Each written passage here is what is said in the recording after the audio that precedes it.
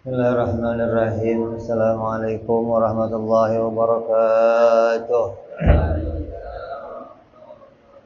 Al-Fatiha ila ruhi sayyidina habibina syafi'ina Rasulullah sayyidina Muhammad ibn Abdullah sallallahu alaihi wa ala alihi wa ashabihi wa azwajihi wa dhurriyyatihi Allah ya'lamu al-jannah bil jannah wa yakhawna bi asrarihim أنوارهم وعلومهم نفاد بركات في الدين والدنيا والآخرة ويجعلنا من حزبهم ويرزقنا معبدهم ويتوفنا على ملتهم ويحشرنا في زمرتهم بالعافية والسلامة بما أفادت أهل الكتاب إمام أحمد بن عطاء الله رحمه الله ثم على سيف الشرحاقي صالح بن عمر درس من أحمد الوليد الحبيب عبد الله بن محسن عطاء ثم على سيف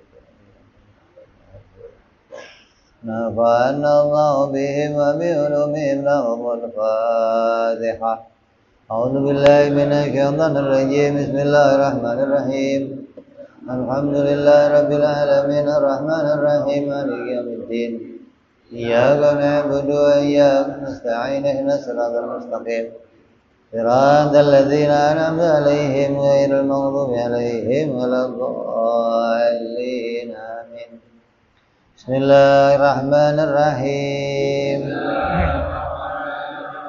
Nawaitu ta'alluma wa ta'lima wa tadhakkura wa tadhkira wa naf'a wal intifa'a wal ifadata wal istifadata wal hissa ala tamassuki bi kitabillahi sunnati rasulillah sallallahu alaihi wasallam wa du'a ilal huda wadilalata alal khairi ibtigha'a mardatihi wa qurbihi wa thawabihi wa husnil khatimah ma'al lutfi wal afiyah wa salahil akibah. Bismillahirrahmanirrahim. Alhamdulillahirabbil alamin. Wassalatu wassalamu ala asyrafil anbiya'i wal mursalin sayyidina wa habibina wa syafi'ina wa maulana Muhammadin wa ala alihi wa sahbihi ajma'in. Amma ba'du. Qala musanniful kitab rahimahullah nafa'ana bihi wa bi'ulumihi bid-darain. Allahumma aftah qulubana futuhal arifin wa bi'idmatika wansur alaina birahmatika ya arhamar rahimin. Ila anqal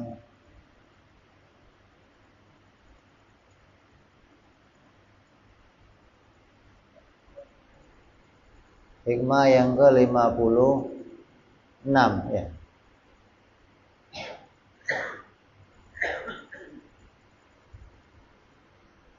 Man wajada samarata amalihi ajilan wa huwa dalilun ala wujudi qabuli ajilan.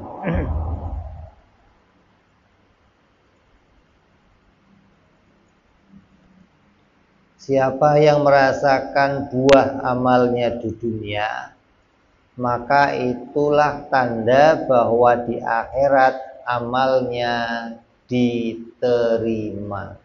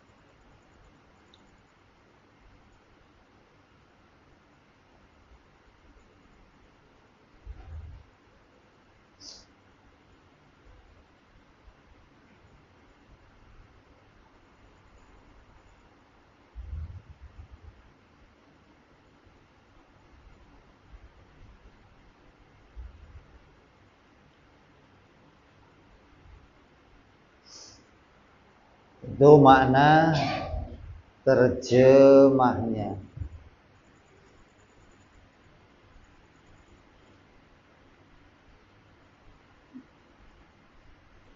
Maksudnya adalah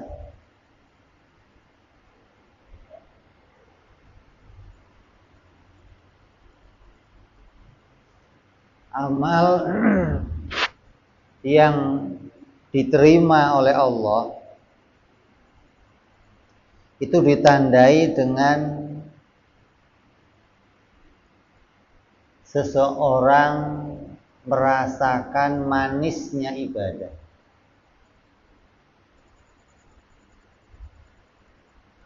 Hingga dia menikmati ibadahnya. Hingga dia ingin mengulang-ulang ibadahnya. Karena mendapatkan rasa manis dari ibadah. Mendapatkan lazzatul ibadah. Kenikmatannya ibadah.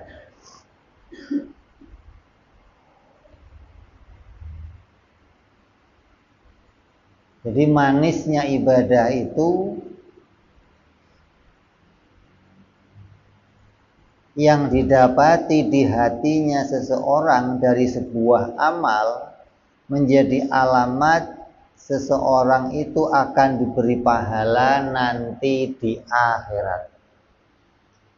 Ini alamatnya.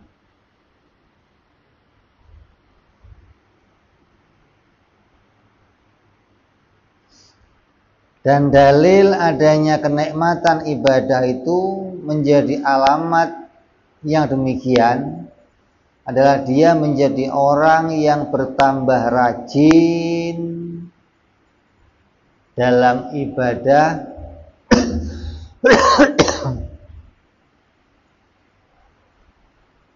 dan terus-menerus melakukan amal-amal tersebut.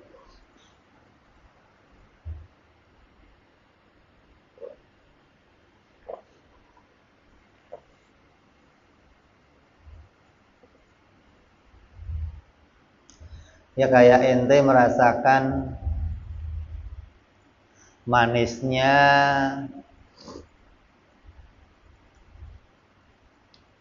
sebuah makanan. Ente merasa nikmat, ini kalau saya makan ini kebuli ini enak. Maka pengennya besok makan lagi. Gak ada orang, ini kebuli ini enak, udah cukup sekali aja lah saya. Ada begitu? Gak ada. Kalau orang ngerasain enak mesti pengen ngulang lagi. Nah sebaliknya, orang kalau nggak pernah merasakan nikmatnya ibadah, dia nggak akan betah lama-lama dalam ibadahnya.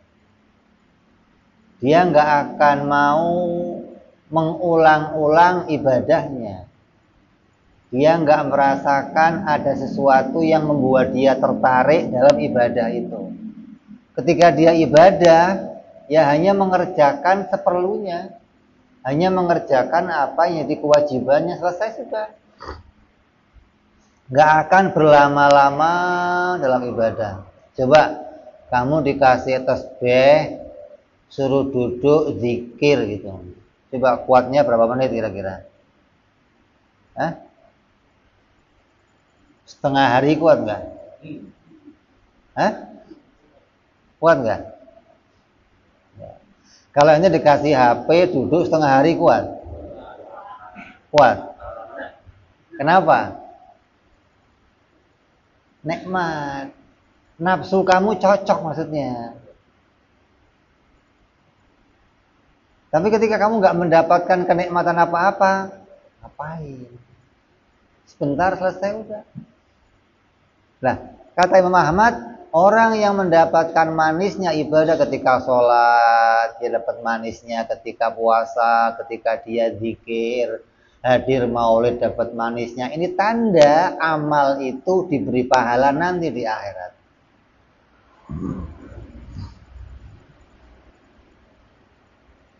Sebaliknya apabila kenikmatan itu tidak ada dalam ibadah, maka menunjukkan ibadah itu tidak akan diterima oleh Allah. Coba. Saya mau nanya, ini ente sholat dari kecil sampai sekian pernah dapat manisnya sholat? Pernah dapat manisnya sholat apa enggak gitu? Atau cuma dapat yang penting sholat, terus selesai udah?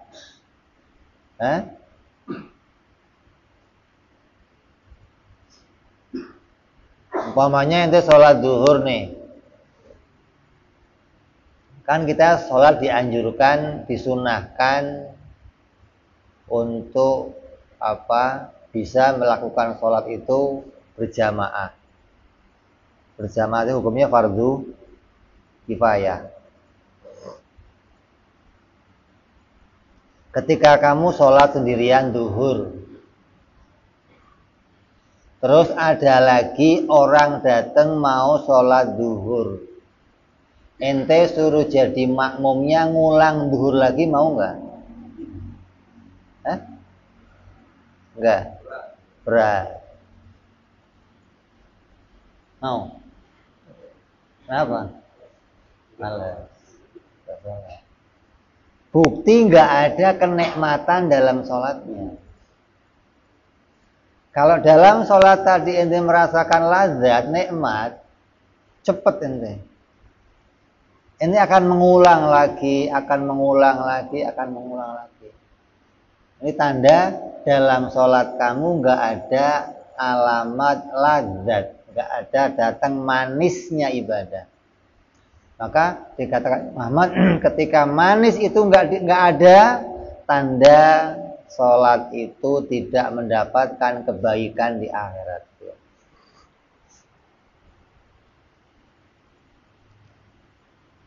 Maka segeralah periksa diri kamu.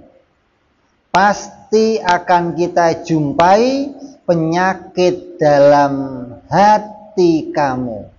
Ketika kamu jumpai penyakit, kamu merasakan adanya penyakit, bersegeralah kamu obati penyakit tersebut.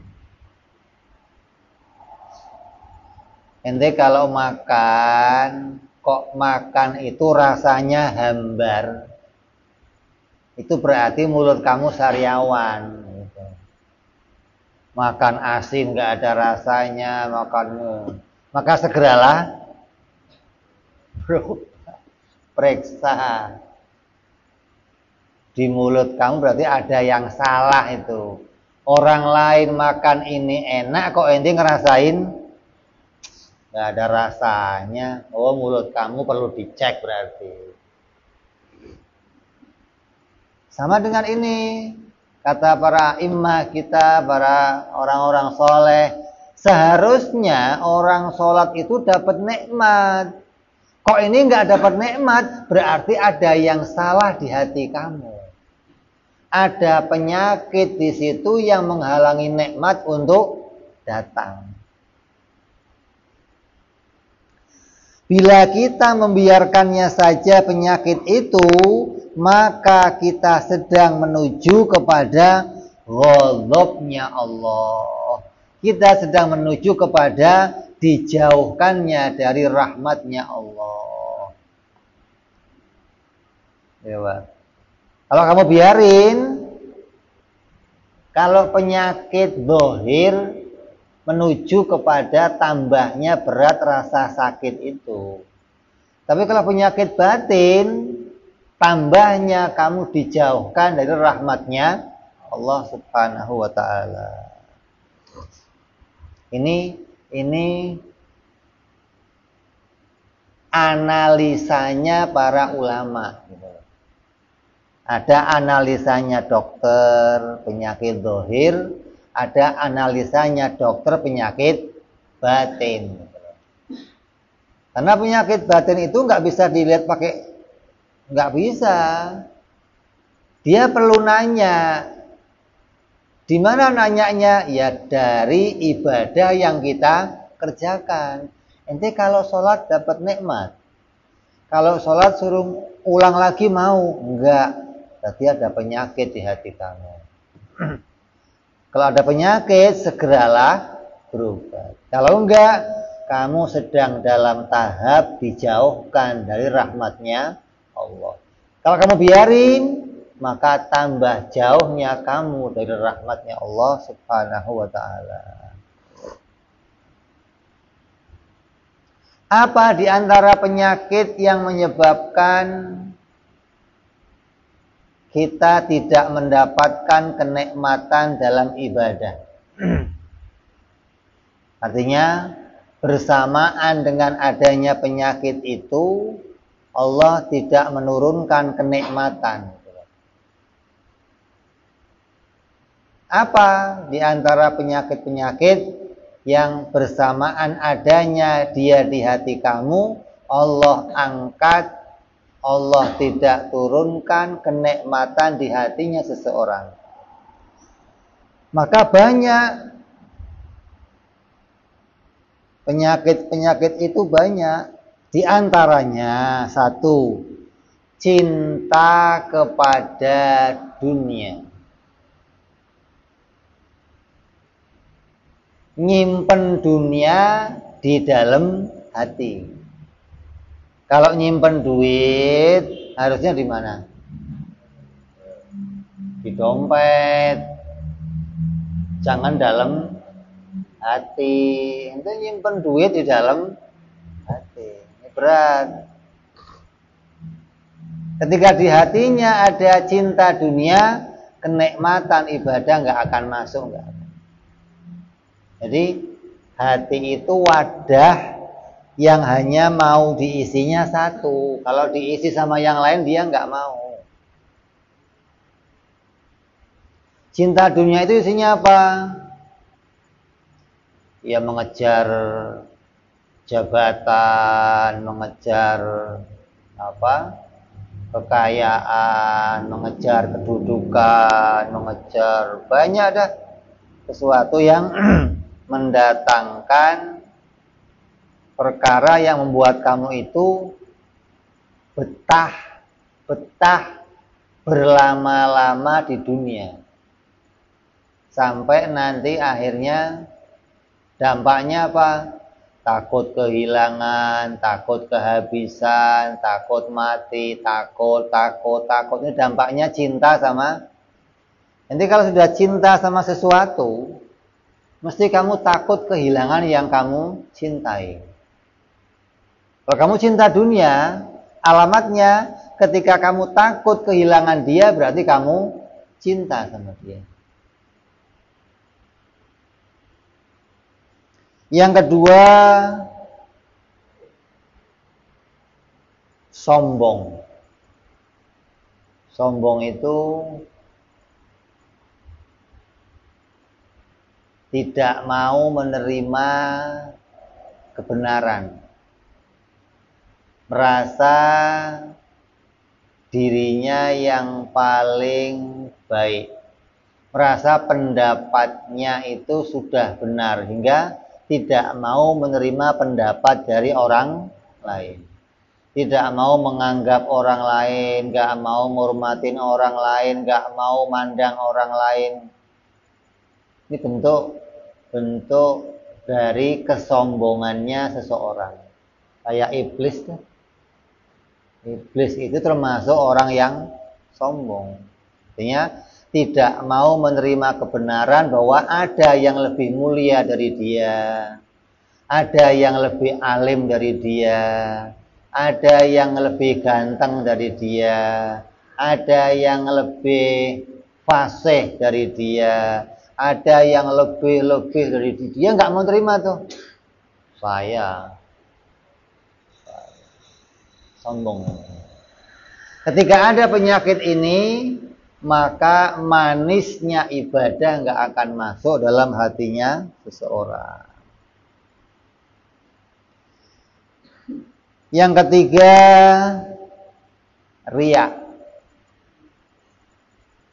Riya itu apa?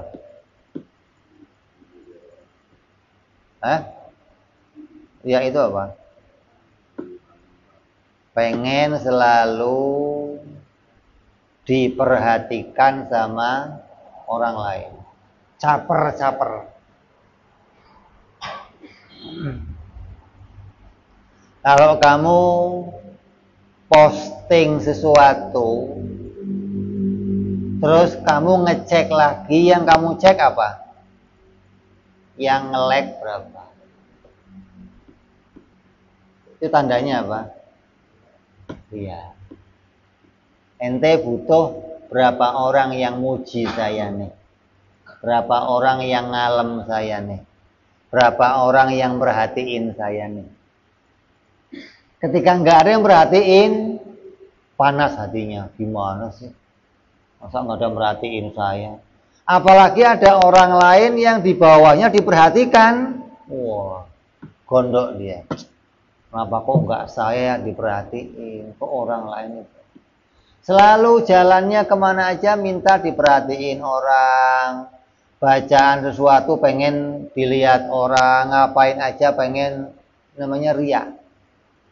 Beramal pengen dilihat orang, sholat pengen dilihat orang, pakaian milih yang bagus pengen dilihat orang. Semua tujuannya itu semuanya orang, nggak ada yang ke Allah, nggak ada.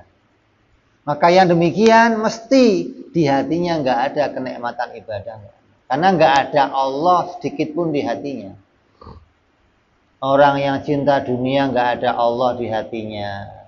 Orang yang sombong nggak ada Allah di hatinya.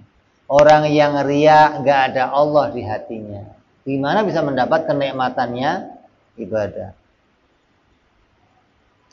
Yang keempat, menyimpan benci kepada seseorang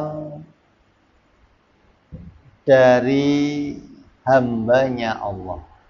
Di hatinya punya rasa dendam. Isinya apa? Panas hatinya. Pokoknya kalau belum saya bales, belum lega saya. Kapan lega ini? Itu dia sholat, nggak bakal nikmat, nggak bakal. Orang begitu makan aja nggak enak, apalagi sholat. Nah, tidur nggak nyenyak. Kenapa? Di pikirannya dendam. Kapan gua balas? Kapan? Hanya orang yang ngaji wahdaniyah nggak dendam, enggak. Gimana mau dendam? Oh, nggak ada yang ngapa-ngapain dendam.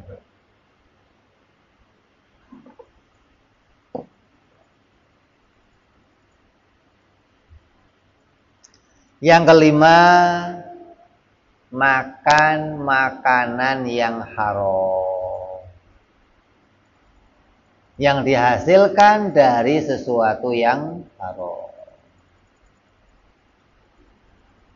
Pakaiannya haram, minumannya haram, makanannya haram. Maka ketika dia masih punya tujuan selalu pengen dapat yang haram, Allah pasti nggak ada di hatinya. Maka orang-orang demikian nggak akan mendapatkan kenikmatan ibadah. Kata Abu Sulaiman Ad-Darani, dia berkata, tiap amal yang tidak mendapatkan pahala di dunia, maka tidak akan mendapatkan pahala di akhirat. Maka kenikmatan ibadah itu adalah tanda amal di dunia diberikan pahala oleh Allah. Maka ketahuilah bahwa kenikmatan ibadah itu bukan balasan dari ibadah, tapi itu hanya buah atau alamat dari balasan yang disimpan oleh Allah di dunia, yang akan diberikan nanti puncaknya di akhirat. Itu bukan balasan amal, bukan. Hanya apa? Notifikasi. Apa sih namanya? DP. hanya tanda doang. Nah, kalau itu muncul, notif itu muncul, berarti alamatnya di akhirat kamu dapat. Tapi kalau notifikasi ini nggak muncul, nggak ada alamat seseorang dapat kenikmatan nanti di akhirat. Ini bukan terus ketika udah dapat nikmat, oh berarti amal saya udah dibayar. Belum, kan kemarin diomong amalnya orang mukmin nggak sanggup diberikan di dunia. Dunia nggak sanggup nampung pahala untuk amal yang akan Allah berikan.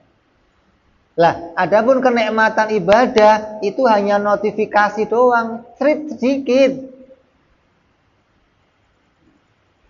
Tapi bagi orang-orang ahli ma'rifat, bagi orang-orang ahli ibadah, ahlillah, justru inilah kenikmatan yang dia tunggu untuk ibadah kepada Allah. Hingga orang-orang ini dikatakan mendapatkan 2 surga. Wa man khafa rabbihi apa? Jannatan, dalam surat apa? Ar-Rahman, nama surat apa itu? Siapa orangnya yang punya dalam hatinya rasa khauf, maka Allah akan berikan 2 surga untuknya. Mana? Surga di dunia adalah nikmatnya ibadah, surga di akhirat nikmatnya jasmani. Orang-orang yang telah mendapatkan nikmatnya ibadah, ketika dia dikirim ke akhirat, tanya sama malaikat-malaikat, di sini ada sholat? Enggak ada. Nah, terus saya di sini suruh ngapain? Ya ini makan minum. Lah enaknya apa makan minum? Coba. Bagi dia itu enggak ada enaknya makan minum. Artinya orang yang sudah dapat kenikmatan ibadah, lazatnya makanan enggak sebanding bagi dia. Kalau itu kan enggak. Ini ada sholat berjamaah, ada durian gratis. Milih mana ente? Milih mana kira-kira? Jangan ijal nanyanya. Nanyanya ijal mah gak doyan dia.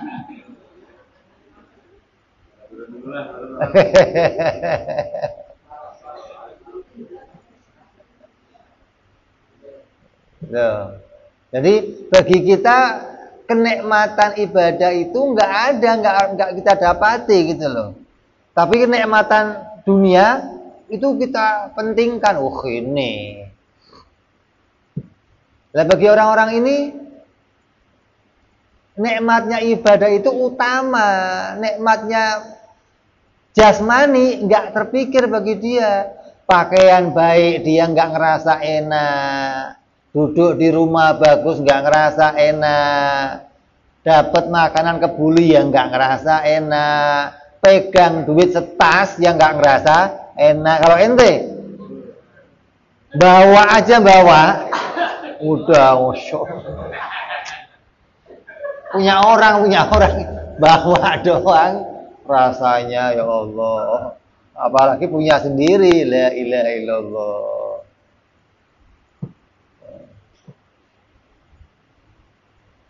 Insyaallah. Ini dicontohkan nih.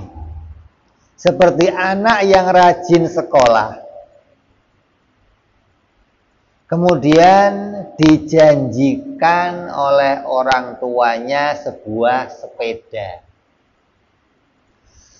Maka sepeda motor itu adalah balasan dari rajinnya dia sekolah.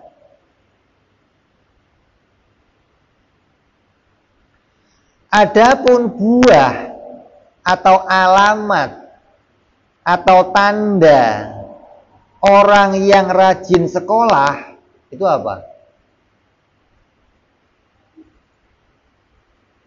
Apa?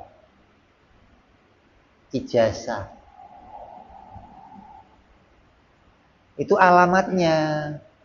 Nilai, ranking. Lah, sepeda buahnya. Itu loh, hadiahnya.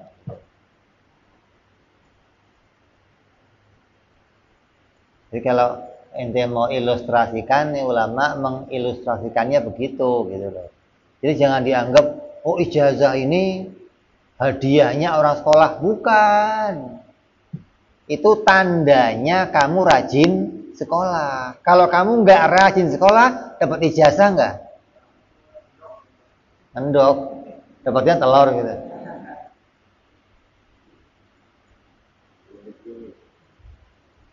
Itu tanda gurunya saya.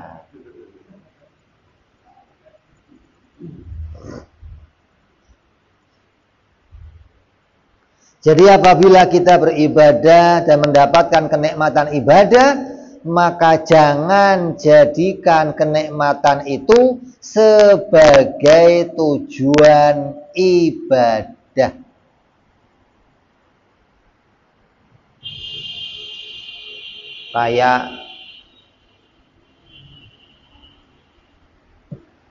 Kayak khusyuk.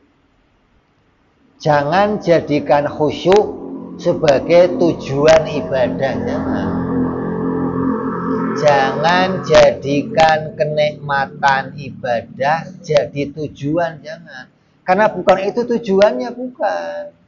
Kalau tujuannya itu kemudian kamu nggak mendapatkannya, nanti hilang keikhlasan ibadah kamu. Khusyuk, nikmat ibadah, ini hadiah yang didatangkan oleh Allah. Kamu nggak bisa nyari, nggak bisa. Ente sholat mau kamu khusyuk-khusyukin, malah nggak khusyuk gitu. Nggak bisa kamu khusyuk-khusyukin, nggak bisa.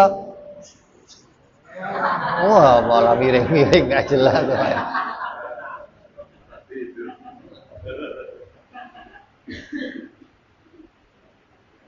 Jadi khusyuk itu hadiah dari Allah.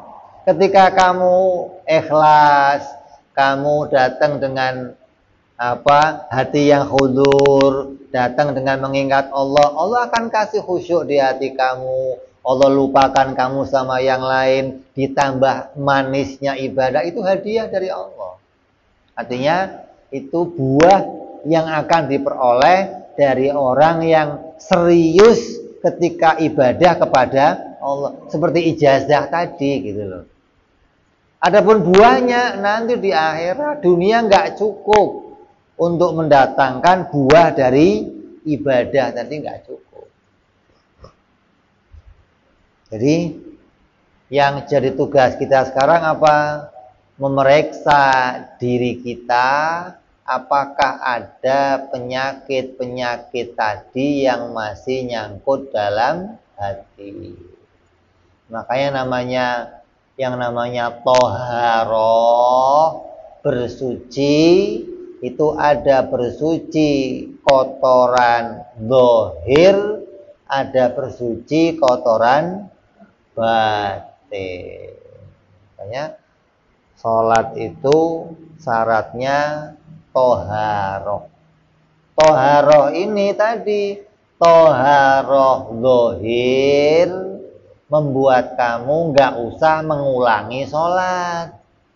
Toharoh batin mendatangkan nikmatnya ibadah. Ketika ini nggak ada,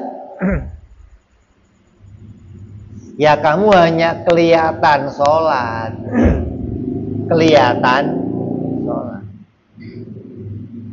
Di matanya orang-orang khusus kamu lagi nungging, maksudnya lagi jungkir balik, nggak lagi sholat, enggak. Bagi mereka ini sholat, begini sholat, ya ilaha illallah, bingung dia. Sholat kok udah bacanya kayak saya kulhu sama inna atau inna yang paling cepet. Bacanya Yasin bib, astagfirullah, kapan kelarnya baca Yasin? Pernah kamu sholat baca Yasin, pernah? Pernah bab Yasin doang, Yasin. Allah.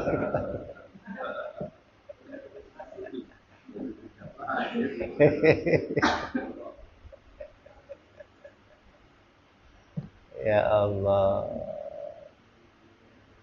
Jadi ini kita diajak bersama-sama oleh musannif kitab, oleh pensyarah kitab untuk melihat bagaimana sih para a'immah kita.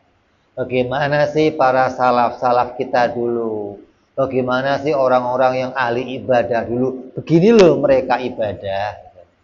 Jadi ketika mereka ibadah, ya mereka akan senantiasa mendapat nikmatnya sholat, nikmatnya ibadah.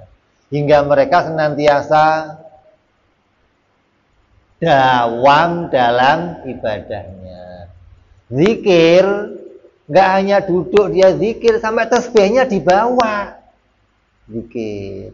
Nggak mau lepas nikmatnya zikir. Ente bawa tasbih, paling diputer-puter doang.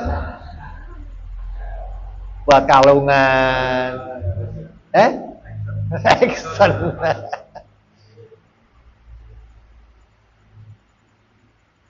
Ya Allah.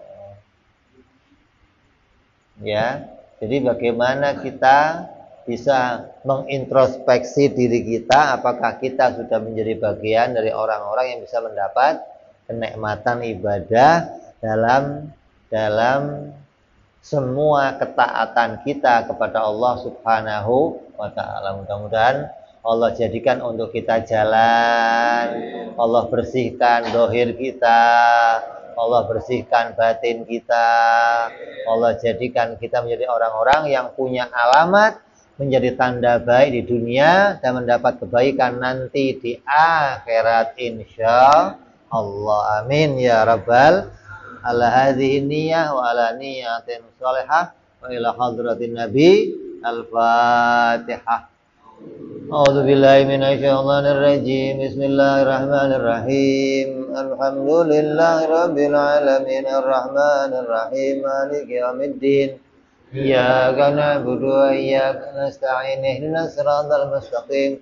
Siratal ladzina an'amta 'alaihim ghairil maghdubi 'alaihim waladdallin. Amin. Ya Rabbana i'tarafna wa anana asrafna la ladha ashrafna wa tub alaina tawba taghsil kulli wa sallana awrati wa amin raati waghfir li walidina rabbi wa mauludina wal ali wal ihwani wasairil illani wa kulli di mahabbah au jiratin au suhbah al muslimina ajma' amin rabbi fadlan wa judan manna la biktisabi minna bil mustafa rasulina dhabi kulli suli salla wa salam rabbi alaihi andal habbi wa alihi wa sahbihi dada tansi suhbi walhamdulillahi ilbani wa tanahi Ana rabbika rabbil izzati amma yasifun salamun alal mursalin walhamdulillahi rabbil alamin. Assalamualaikum warahmatullahi wabarakatuh.